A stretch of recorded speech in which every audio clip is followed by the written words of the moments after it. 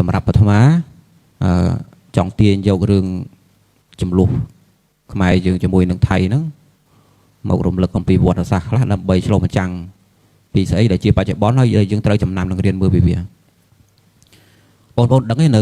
នៅពេលដែលបរទេសមិនថាបរទេសណាក៏ដោយនៅក្នុងពេលឥឡូវយើងមានរឿងមួយថៃយើងនិយាយថៃសិនចុះណាប៉ុន្តែបរទេសដែលគេប៉ងអាក្រក់នឹងខ្មែរហ្នឹងមិនមែនតែថៃទេប្រវត្តិសាស្ត្រដូចយើងបានដឹងស្រាច់អ្វីដែលគេប៉ងចង់បានបំផុតគឺគេចង់ឃើញដំបូងគឺចង់ឃើញខ្មែរហ្នឹងបែកគ្នាសិនបងប្អូនត្រូវចាំមិនថាប្រវត្តិសាស្ត្រសម័យណាក៏ដោយសម័យក្រោយអង្គរសម័យលង្វែកនិងសម័យក្រោយពីបារាំងនៅពេលដែលបងប្អូនត្រឡប់ទៅមើលប្រវត្តិសាស្ត្រនឹងសារថ្មីចូលសង្កេតមើលតើដូចជាអ្វីដែលអាត្មាបាននិយាយដែរអត់នៅពេលដែលគេឈ្នះខ្មែរម្ដងណាក៏ដោយអ្វីដែលគេធ្វើបានសម្រេចមុនដំបូងមុននឹងឈ្នះខ្មែរមានន័យថាមុននឹងឈ្នះខ្មែរវាត្រូវតែសម្រេចស្អីមួយសិនបើធ្វើកន្លែងនោះមិនបានទេមិនឈ្នះខ្មែរទេអ្វីដែលគេតែងតែធ្វើបានណាគឺគេធ្វើឲ្យខ្មែរនឹងបែកប្រេះស្រាំគ្នាជា3ជា4នៅក្នុងគ្រួសារឯងសិនគឺជាអ្វីដែលគេធ្វើកន្លងមកហើយតែងតែធ្វើបានហើយព្យាយាមធ្វើក្នុងសម័យហ្នឹងទៀតជាមួយនឹងថៃនេះបងប្អូនយើងមិនមែនមានរឿងតែម្ដងពីរទេរឿងរបៀបគ្នាហ្នឹង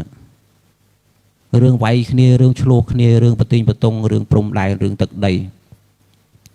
រឿងការមើលងាយពុជសាសសពគ្រប់យើងមិនមែនមានតែម្ដងពីរនេះទេអ្វីដែលជាការចង់បានរបស់ថៃណាសម្រាប់ទស្សនៈរបស់អាត្មាគឺគេចង់ឃើញយើងនឹងជាមួយនឹងរដ្ឋាភិបាលនឹងបែកគ្នាសិនដែលគេប៉ងគឺគេប៉ងអញ្ចឹងគេមិនមែនសង្ឃឹមតែគេឈ្នះកងទ័ពខ្មែរទេអ្វីដែលគេនិយាយអួតថាវាយកងទ័ពខ្មែរខ្ទេចឲ្យបាក់ឲ្យអស់សក្តានុពល2ថ្ងៃ3ថ្ងៃដល់ណាដោយតែពាក្យគេអួតណាវាជាភាសាយុទ្ធសាស្ត្រមួយក្នុងការពិបាកទឹកចិត្តប៉ុន្តែគេមិនសង្ឃឹមបែបនោះទេគេយល់ដែរអ្វីដែលគេសង្ឃឹមបំផុតហ្នឹងគឺសង្ឃឹមលើបងប្អូននេះគេគឺសង្ឃឹមថានៅពេលដែលគេធ្វើអញ្ចឹងហើយណា